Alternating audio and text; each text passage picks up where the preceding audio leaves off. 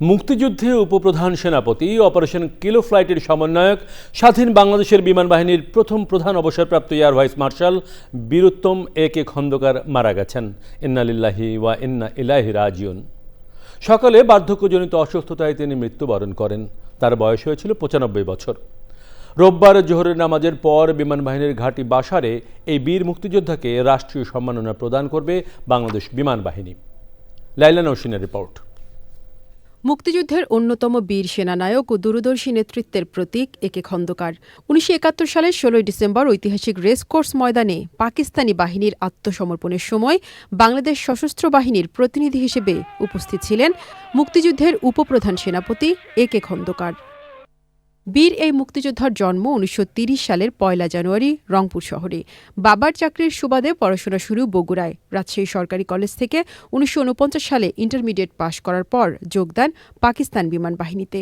১৯৭১ সালের ২৫শে মার্চ কালরাত্রে নিরস্ত্র বাঙালির ওপর পাকিস্তানি বাহিনীর হামলার পর পাকিস্তান বিমান বাহিনী থেকে বেরিয়ে যান।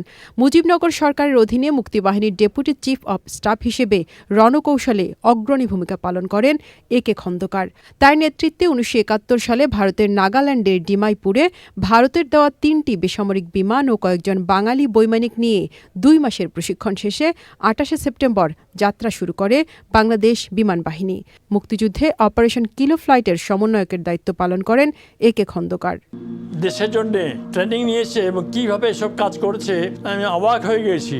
তাদেরকে তো আমি ডেকে নিয়ে এসেছি, তারা অনেক আত্মীয় স্বজনের সঙ্গে দেখাই নাই, কথাই নেই, কিছু যায় না।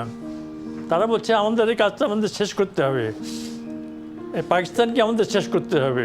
স্বাধীনতার পর তিনি বাংলাদেশ বিমান বাহিনীর প্রথম প্রধানের দায়িত্ব পালন করেন। মহান মুক্তিযুদ্ধে অসামান্য অবদানের জন্য তাকে বীর উত্তম খেতাবে ভূষিত করা হয়।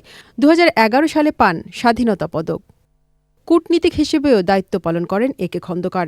সাবেক এই বিমান বাহিনী প্রধান পরে রাজনীতিতে যোগ দিয়ে ২ দফায় মন্ত্রীর দায়িত্ব পালন করেন। তার লেখা ১৯৭১ ভেতরে বাইরে ব্যাপকভাবে আলোচিত গ্রন্থ। মুক্তিযুদ্ধের অনন্য ভূমিকা পালনকারী এই বীর উত্তমের মৃত্যুতে শোকাহত সারা দেশ। লাইলা নওশিন, চ্যানেল আই।